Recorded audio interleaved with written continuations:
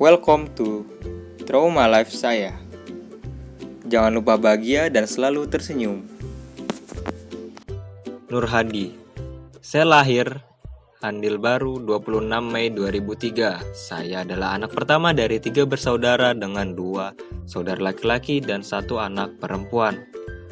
Saya mengenyam pendidikan di MI Al-Hidayah Samboja. Kemudian setelah itu mengenyam pendidikan di tingkat SMP yaitu di MTS Al-Hidayah Samboja.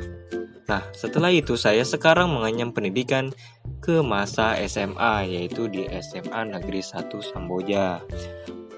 Masa kecil saya dihabiskan di 2 tempat yaitu di Handil Baru dan di Tanjung Harapan yang menjadi tempat tinggal saya sekarang.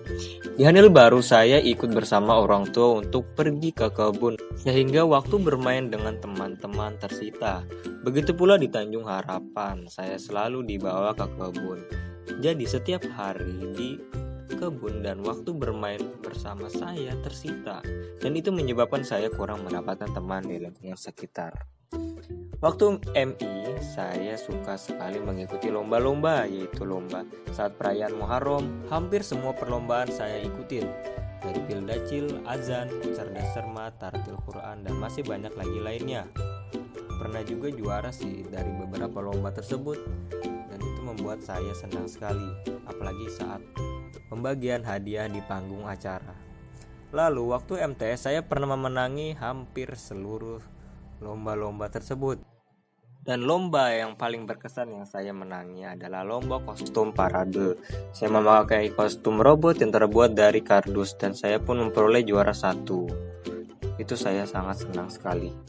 Waktu kelas 3 MTS, saya ingin sekali masuk ke SMA Negeri 1 Samboja yang katanya sekolah terfavorit. Saya pun giat belajar, apalagi saat akan menghadapi ujian nasional.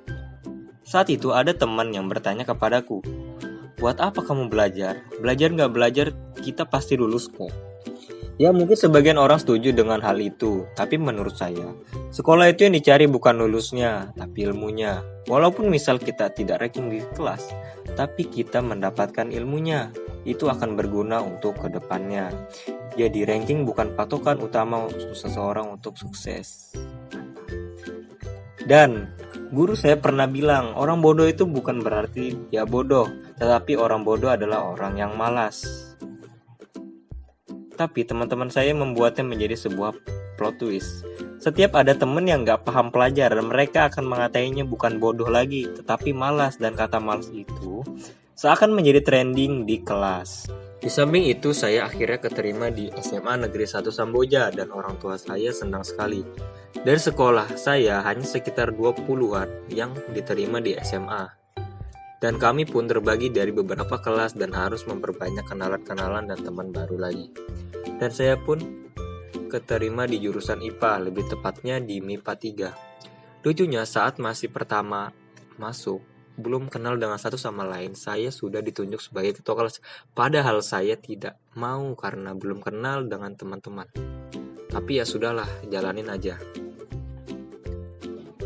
Masa kelas 10 adalah masa di mana saya cukup rajin belajar dan sibuk mencari teman. Pada masa itu saya ikut organisasi luar sekolah, yaitu Organisasi Persatuan Tenis Meja Indonesia Samboja atau PTMSI Samboja. Saya senang sekali ikut olahraga ini karena dulu waktu MTS saya sering main tenis meja. Saya mendengar kabar ada turnamen olahraga ini antar kecamatan, lalu saya serius menekuninya bersama 2 teman saya, yaitu Bambang dan Afif. Kami rajin latihan agar persiapan kami lebih matang. Usaha tidak mengkhianati hasil.